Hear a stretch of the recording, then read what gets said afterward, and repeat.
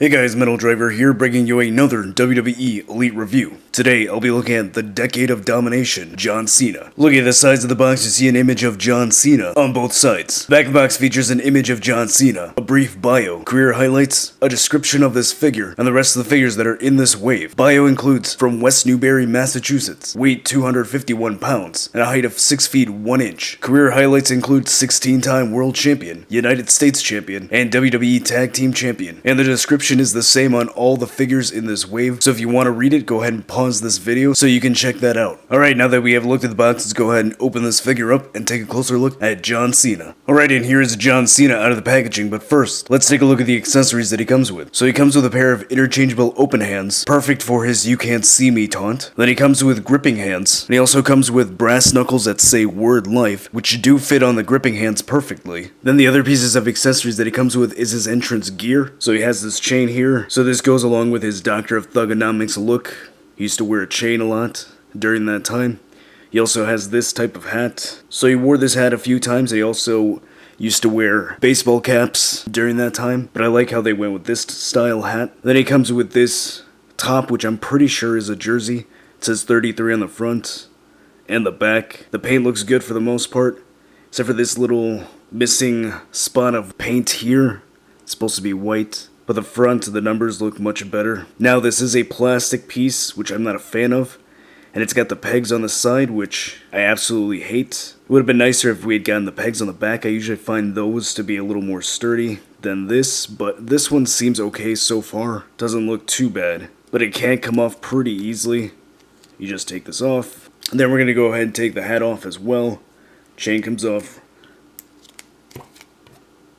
And there you go. Then taking a look at the head sculpt. Now this is really good. I do believe this is a new head sculpt. So it's got this stern look on his face. So he's got this tough guy persona. So this is before we started seeing the smiling babyface Super Cena. So I like this head sculpt, really good. Really well done. The paint looks good. The lips look good. The eyes and the eyebrows look very good as well. Then I like how the hair is sculpted. It's not just a short smooth piece, but it's a little bit spiked. Got some waves here on the side. So nice sculpt work. It's just a solid brown paint, so no extra highlights or shadowing, but overall really good. Love how this head sculpt turned out. Then looking at the body, so just a standard body, no extra paint as usual. He does have big thick arms, which he is supposed to, because John Cena has always been known for having big arms. The wrist is painted. I do believe these are supposed to be sweatbands.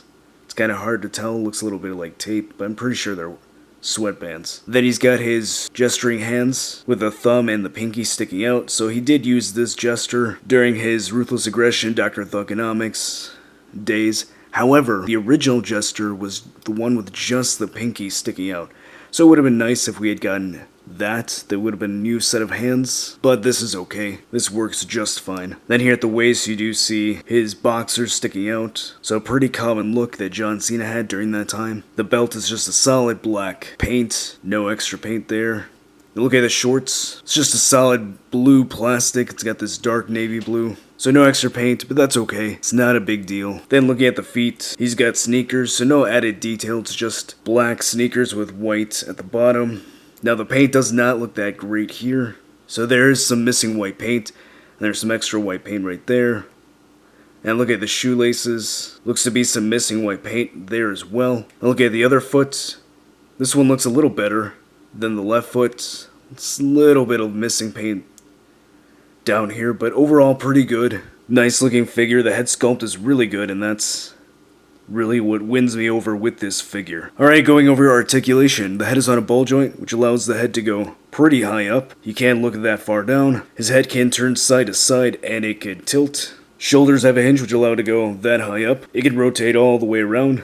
He has a bicep swivel, single jointed elbow, swivel and hinge at the wrist. Ab crunch allows him to go that far forward, that far back. He has a waist swivel, ball joints at the hips, which allow it to go that far out, and this one's a little bit stiff, but can go out. Legs can go that high up. There is a thigh cut, double jointed knees. There is rotation at the top of the shoe. Ankle has a hinge, which allows it to go that far up and that far down, and he does have some pretty decent ankle pivot. Alright, and here is the new Decade of Domination John Cena next to Elite 76 John Cena and the Ultimate Edition John Cena. Alright, so what are my final thoughts on the new Elite Decade of Domination John Cena? I think this is a pretty good figure. I think you're definitely going to want to add this to your collection if you're a fan of John Cena, or if you're a fan of the Ruthless Aggression era. Now, me personally, I do love the Doctor of Thugonomics persona. That's actually my favorite incarnation of John Cena. So for me, this was a definite must-have in my collection. And I know a lot of people online who do toy photography or collect figures have used the Elite 76 John Cena as their Doctor of Thugonomics, which is fine. However, that John Cena is technically modern Cena as his old persona, the Doctor of Thugonomics, whereas this one right here is an accurate Ruthless Aggression version. So I do like the accessories that he comes with. I like the interchangeable hands, the word life brass knuckles, and even the tank top slash jersey really isn't that bad.